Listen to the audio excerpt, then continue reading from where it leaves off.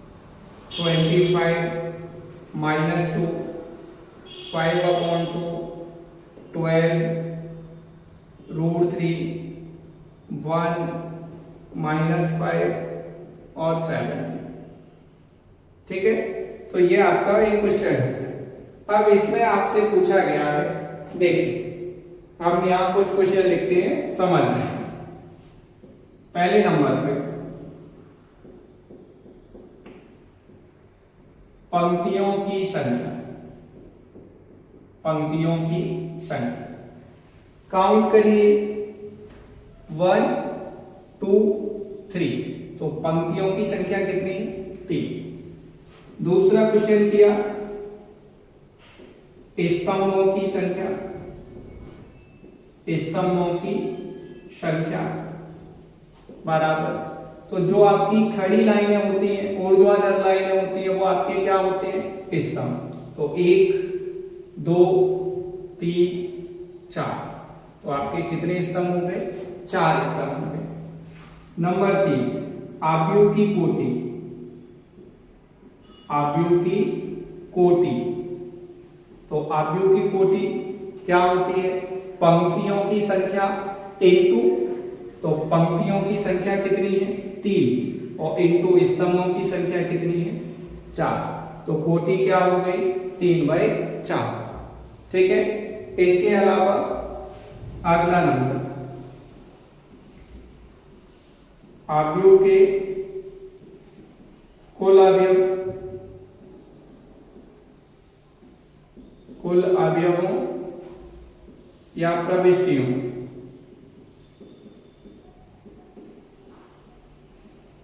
की संख्या, तो क्या हो जाएगी? 3 का 4 से गुणा करके रख दीजिए 12, या फिर काउंट कर लो 1 2 3 4 5 6 7 8 9 10 11 12, तो टोटल प्रविष्टियां कितनी है आपकी? 12 है। ठीक है, इसके अलावा अगर आपसे पूछता है, तो हमने यहां लिख दिया, आपको कुछ अवयव दिए गए हैं, उनका मान निकालना है। आपको बोल दिया गया A12 A23, या आपको बोल दिया गया A31 A4 A33, या आपको बोल दिया गया A21 A24। इस तरीके से आपको कुछ मान दे दिए गए हैं जिनको आपको बताना। तो देखिए अभी थोड़ी देर पहले बताया, पहला नंबर किसको बताएगा? पंक्ति। तो पहली पंक्ति ये है, और पहली पंक्ति का कौन सा नंबर है? दूसरा। पहली पंक्ति का सेकंड नंबर, तो फर्स्ट पहली पंक्ति का सेकंड नंबर, तो पहली पंक्ति ये हो गई, इसका सेकंड नंबर कितना है? 5। दूसरी पंक्ति सेकंड, दूसरी पंक्ति ये हो गई, और दूसरी पंक्ति का कौन सा नंबर? थर्ड नंबर, तो 1 2 3, थर्ड नंबर कितना है? 5/2। फर्स्ट नंबर पे कितना? 3 का मतलब तीसरी पंक्ति, और तीसरी पंक्ति का कौन सा नंबर? फर्स्ट नंबर कितना? √3। तीसरी पंक्ति का तीसरा स्तंभ, तो तीसरी पंक्ति और तीसरा नंबर -5। 21 यानी दूसरी पंक्ति का पहला नंबर, ये दूसरी पंक्ति का पहला 35। दूसरी पंक्ति का कौन सा? चौथा, तो दूसरी पंक्ति हो गई कौन सा नंबर? 4 नंबर, तो हो गया आपका 12। तो इस तरीके से ये अपन एक एग्जाम्पल के माध्यम से या क्वेश्चन समझ सकते हो। क्वेश्चन नंबर ये आपका फर्स्ट है। ठीक है, तो समझ में आया होगा आपको। आगे चलते हैं, इसके बाद अगर अपन थोड़ा सा इसका बेसिक और करें, तो इसके बेसिक में आपका आव्यूह हो गया। अब आव्यूह के प्रकार होते हैं, क्या होते हैं? आव्यूह के प्रकार होते हैं। क्या होते हैं? आव्यूह के प्रकार। तो आव्यूह के प्रकार में थोड़ा सा अपन अगर बात करें, तो सबसे पहले होता है पंक्ति आव्यूह। क्या होता है? देखिए थोड़ा सा हम समझा देते हैं आपको।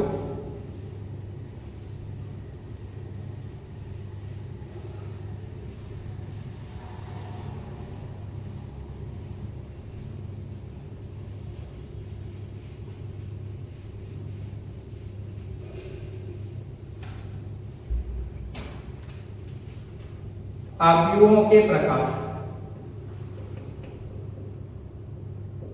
आव्यूहों के प्रकार,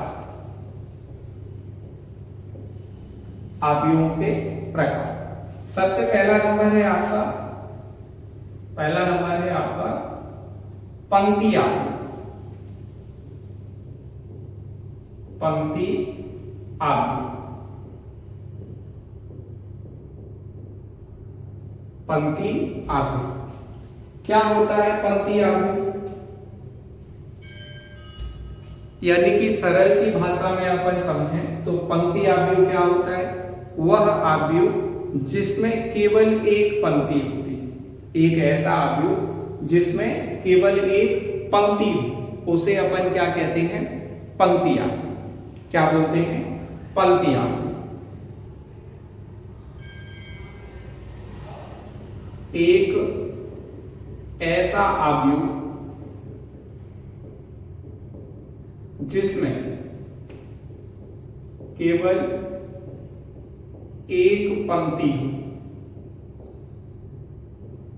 केवल एक पंक्ति हो, उसे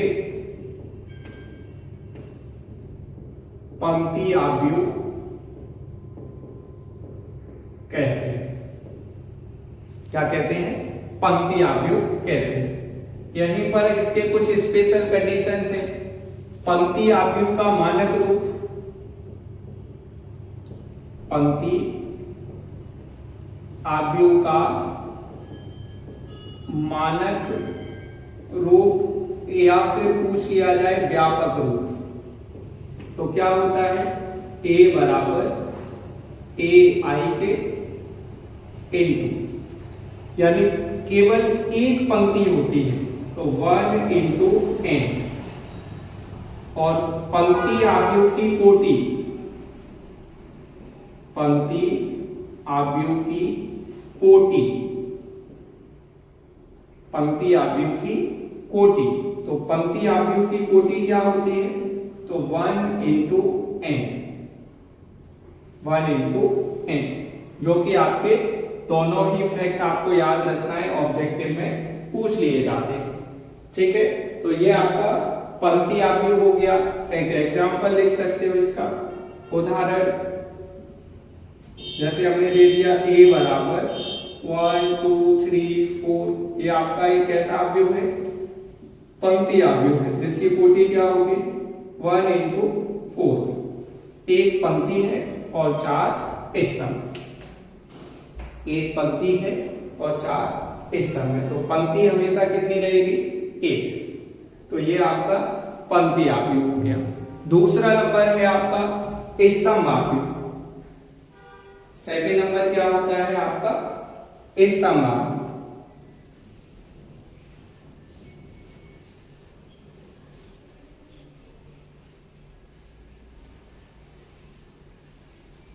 सेकंड नंबर है आपका स्तंभ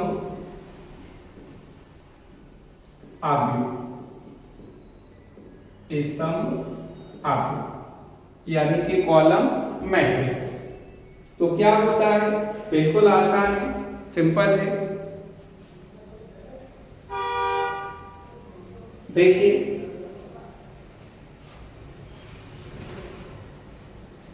एक ऐसा आव्यूह,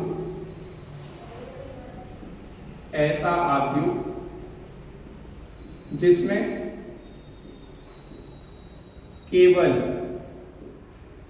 एक स्तंभ, केवल एक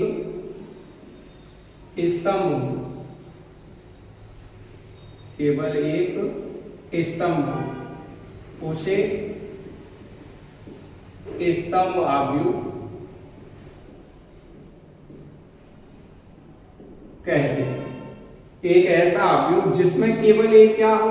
स्तंभ, केवल एक स्तंभ हो, उसे क्या कहते हैं अपन? स्तंभ आव्यूह। देखिए क्या होता है? स्तंभ आव्यूह का मानक रूप, मानक रूप या फिर अपन बोल सकते हैं व्यापक रूप, क्या होता है, ए बराबर A I J M into one, M into one. स्तंभ आव्यूह की कोटि, स्तंभ आव्यूह की कोटि, तो स्तंभ आव्यूह की कोटि क्या होती है, m इंटू वन।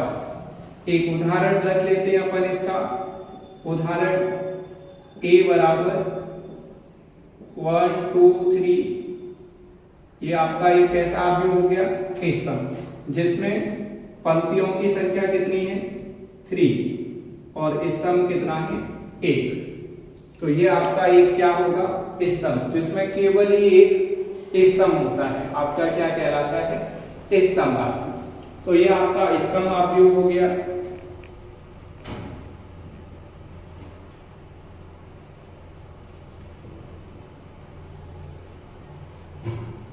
आगे चलते हैं, स्तंभ आव्यूह के बाद, स्तंभ आव्यूह के बाद है आपका वर्ग आव्यूह।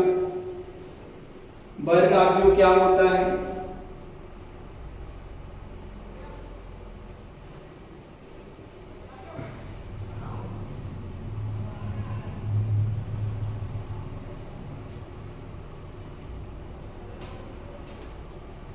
तीन नंबर है आपका वर्ग आव्यूह। वर्ग आव्यूह यानी कि स्क्वायर मैट्रिक्स, वर्ग आव्यूह स्क्वायर मैट्रिक्स। नाम से स्पष्ट है, वर्ग, वर्ग यानी कि एक ऐसा आव्यूह जिसमें पंक्तियों की संख्या और स्तंभों की संख्या कैसी हो, बराबर, कैसी हो, एक ऐसा आव्यूह, एक ऐसा आव्यूह जिसमें पंक्तियों और स्तंभ, पंक्तियों और स्तंभ की संख्या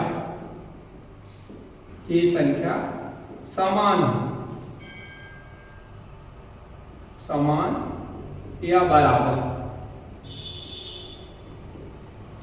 उसे वर्ग आव्यूह कहते हैं। यानी कि एक ऐसा आव्यूह जिसमें पंक्तियों की संख्या और स्तंभों की संख्या कैसी हो, समान, बराबर, तो उसे अपन क्या बोलते हैं, स्तंभ आव्यूह। जैसे कि यहां पर अपन लिख देते हैं, पंक्ति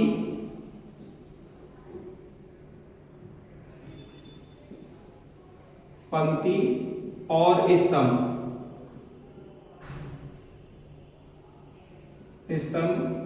की संख्या समान, अर्थात m बराबर m, यानी जो m का मान है वो किसके बराबर होना चाहिए, पंक्तियों का जो मान है वो किसके बराबर होना चाहिए, स्तंभ के बराबर होना चाहिए। उदाहरण के तौर पे एक एग्जांपल लिख सकते हैं, उदाहरण क्या हो जाएगा, जैसे हमने a बराबर a I J m into n, जब m बराबर n, जब m बराबर जो है वो किसके होना चाहिए, m के बराबर होना चाहिए, अर्थात a बराबर a I J m into n, या फिर a बराबर a I J n into n।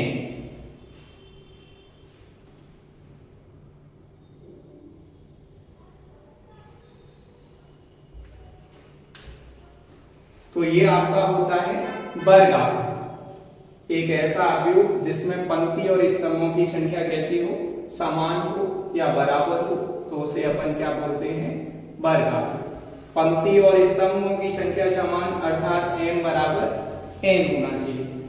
तो आप उदाहरण a I J m into n, जब m जो है किसके बराबर है, अर्थात ए बराबर ए आई थे, एम इंटू एम हो सकता है या फिर एन इंटू एन हो सकता है। कहने का मतलब ये है कि पंक्ति और स्तंभों की संख्या कैसी होनी चाहिए, समान होनी चाहिए। तो ये आपका वर्ग आव्यूह हो गया। वर्ग आव्यूह के बाद आता है आपका विकर्ण आव्यूह। क्या होता है, विकर्ण आव्यूह। विकर्ण आव्यूह किसे कहते हैं,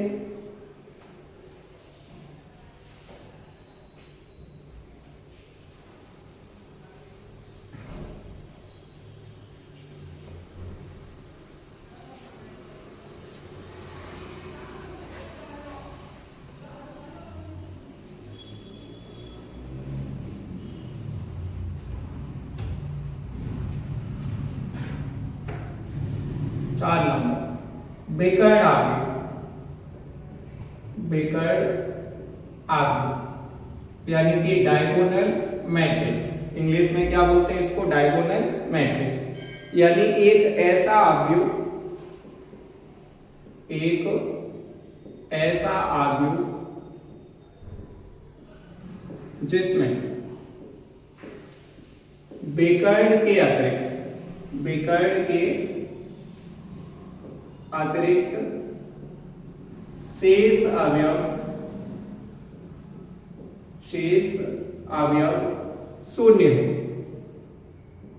शून्य हो, उसे क्या कहते हैं, उसे विकर्ण आव्यूह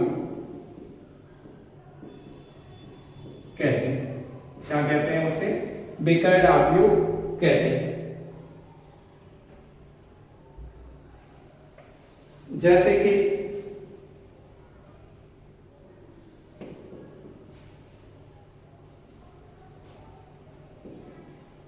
विकर्ण आव्यूह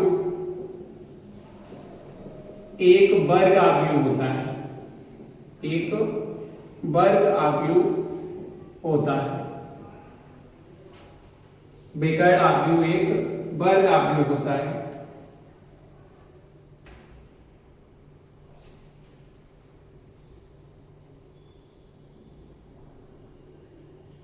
उदाहरण, ए बराबर, ये एक विकर्ण आव्यूह है, बी बराबर रख दिया आपने 1 2 3 4,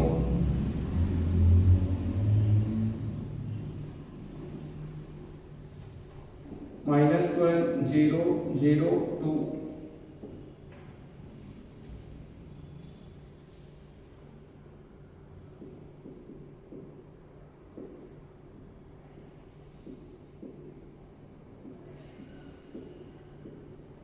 ये आपको जो उदाहरण दिए हैं ये सारे कैसे आव्यूह हैं, विकर्ण आव्यूह।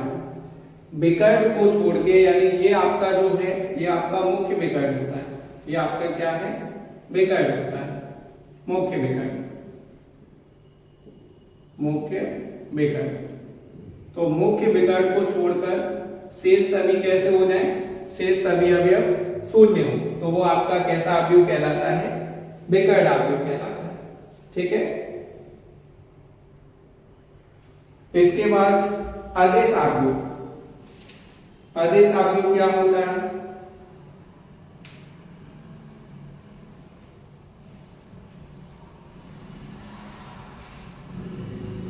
अदिश आव्यूह,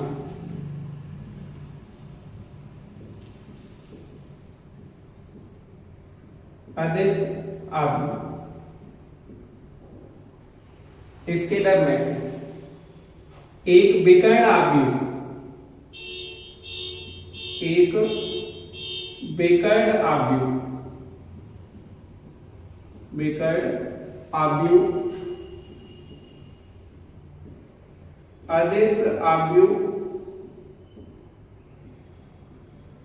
कहलाता है यदि विकर्ण के सभी अवयव, विकर्ण के सभी अवयव, सभी अवयव समान हो।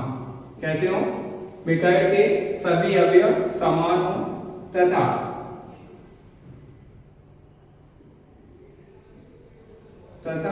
विकर्ण के अतिरिक्त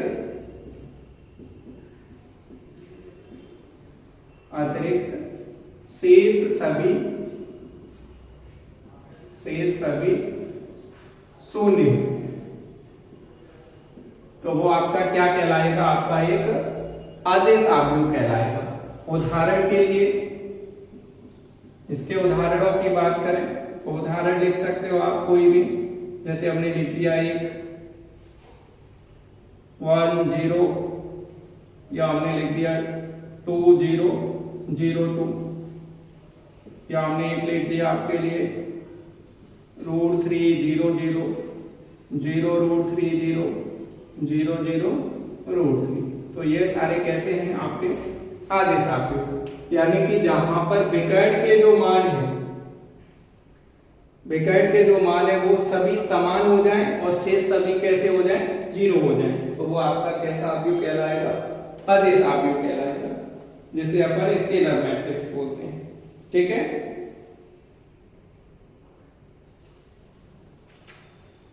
इसके बाद है आपका तत्समक अवयव। क्या है? तत्समक अवयव। ये क्या होता है? अगर तत्समक अवयव आइडेंटिटी मैट्रिक्स बोलते हैं, ये बहुत ही काम का है, जिसका सबसे अधिक यूज भी होता है। जब विकर्ण के सभी अवयव वन हो जाएं, क्या हो जाएं? विकर्ण के सभी अवयव क्या हो जाएं? वन हो जाएं, तो उसे अपन क्या बोल देते हैं? तत्समक अवयव बोल देते हैं।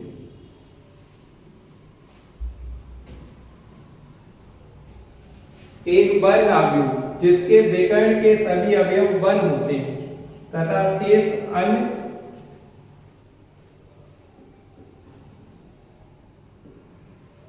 तत्समक अवयव। क्या होता है? एक वर्ग अवयव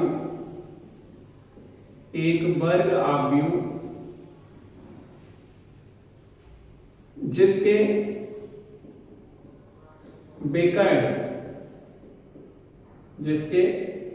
विकर्ण के सभी अवयव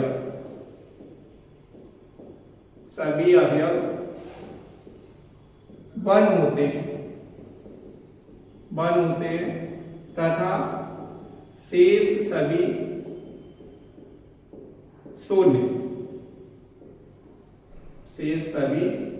शून्य होते हैं, तत्समक अवयव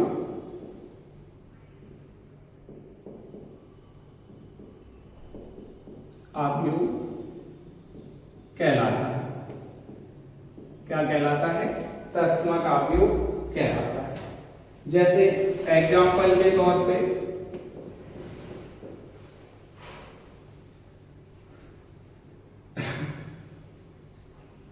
I equal 1, I equal 1 0 0 1, I equal 1 0 0 0 1 0 और 0 0 1। इसको अपन 1 2 3 भी लिख सकते हैं, या नहीं भी लिखा है तो क्वेश्चन के अकॉर्डिंग अवयव जिस कोटि का दिया होता है उस कोटि के लिए प्रयोग करते हैं। तत्समक एक आइडेंटिटी मैट्रिक्स होता है, यानी कि जिसको अपन किससे प्रदर्शित करते हैं? I से प्रदर्शित करते हैं। जहां भी I का यूज होगा, I1 तो 1 होगा, I2 तो 1 0 0 1 और I3। अगर 1 2 3 नहीं लगा हुआ है तो टेंशन लेने की जरूरत नहीं है। तो क्वेश्चन के अकॉर्डिंग अपन I ये 1 by 1 का हो गया, 1 0 0 1 ये आपका 2 by 2 का हो गया, और I3 यानी 1 0 0 0 1 0 0 0 1 तो ये आपका 3 by 3 का हो गया। कहने का मतलब ये है जिस कोटि का आपको अवयव दिया गया है उसी कोटि के अपन तत्समक अवयव का प्रयोग कर लेते हैं, यानी कि I का प्रयोग कर लेते हैं। इसके बाद अगला जो है वो है आपका शून्य मैट्रिक्स, यानी कि शून्य अवयव। क्या है? शून्य अवयव। शून्य अवयव क्या होता है? तो शून्य अवयव होता है एक ऐसा अवयव जिसके सभी अवयव क्या हो जाएं? शून्य हो जाएं। जिसके सभी अवयव शून्य हो जाए, तो वो आपका कैसा अवयव कहलाता है? शून्य अवयव कहलाता है। शून्य अवयव, शून्य अवयव एक ऐसा अवयव जिसके सभी अवयव क्या हो जाए? एक ऐसा अवयव जिसके सभी अवयव शून्य हो,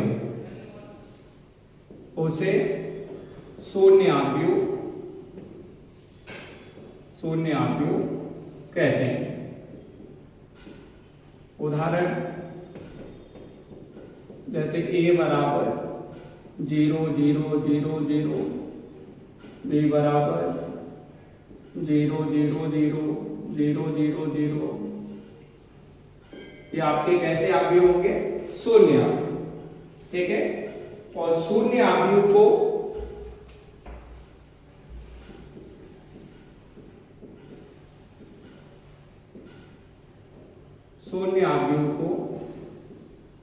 से प्रदर्शित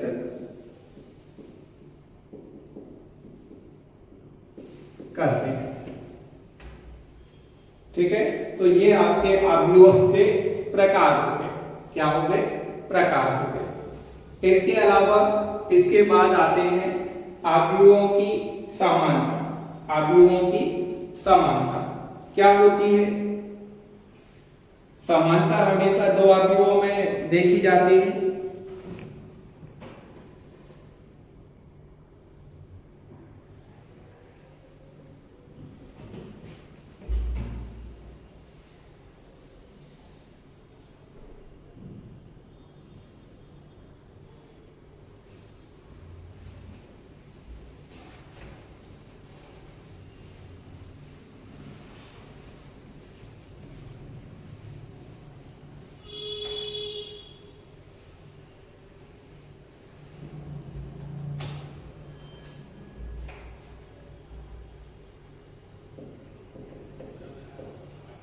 अवयवों की समानता।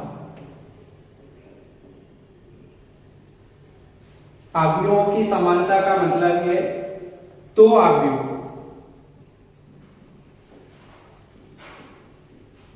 अवयव एक आइए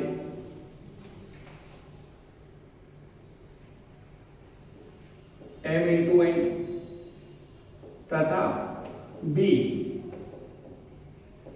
i j m into n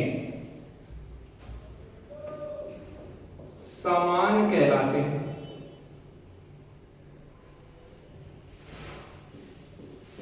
समान अवयव कहलाते हैं यदि पहला नंबर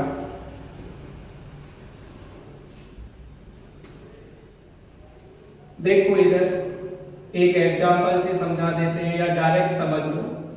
पहला नंबर एक एग्जांपल से समझ लो। a बराबर हमने लिख दिया 1 2 3 4 और एक आपको b अवयव दिया गया है 1 2 3 4। अब पहली कंडीशन, फर्स्ट कंडीशन क्या होती है? दोनों अवयवों की कोटि समान होना चाहिए। अगर दो अवयव समान अवयव हैं तो समान अवयव के लिए उन दोनों की कोटि कैसा होना चाहिए? समान होनी चाहिए। दोनों अवयवों की कोटि कैसी होनी चाहिए? समान होना चाहिए। और दूसरा नंबर क्या होता है? a का प्रत्येक अवयव b के संगत अवयव के समान हो। कैसा हो? b के संगत अवयव के कैसा हो? समान। तो पहला नंबर दोनों अवयवों की कोटि समान होनी चाहिए। और नंबर 2 अवयव a का प्रत्येक अवयव आव्यूह डी के प्रत्येक संगत अवयव के समान होना चाहिए। यानी कि पहला नंबर 1 है तो पहला नंबर यहां भी क्या है 1 है, तो ये इसके संगत है। और कैसा है, दूसरा नंबर 2 है तो दूसरा नंबर 2 है, तो 2 किसके संगत हो गया, 2 के बराबर है। 3 बराबर 3, 4 बराबर 4, तो पहला नंबर दोनों की कोटियां समान होनी चाहिए। दूसरा नंबर पहले अवयव जो आव्यूह है उसके संगत अवयव जो है वो दूसरे अवयव यानी बी के अवयवों के संगत जो अवयव है उनके कैसे होने चाहिए, समान होने चाहिए। ठीक है, तो ये आपके आव्यूह का जो बेसिक पार्ट था वो हमने आपको कराया। अगर आपको अच्छे से समझ में आता है और आप चाहते हैं कि इसी तरीके से हम टॉपिक वाइज आपको बताते जाएं, समझाते जाएं, तो ज़्यादा से ज़्यादा लाइक करें, शेयर करें और कमेंट करना ना भूलें। हो सके जितना अपने मित्रों को बताएं और उनको भी शेयर करें। धन्यवाद।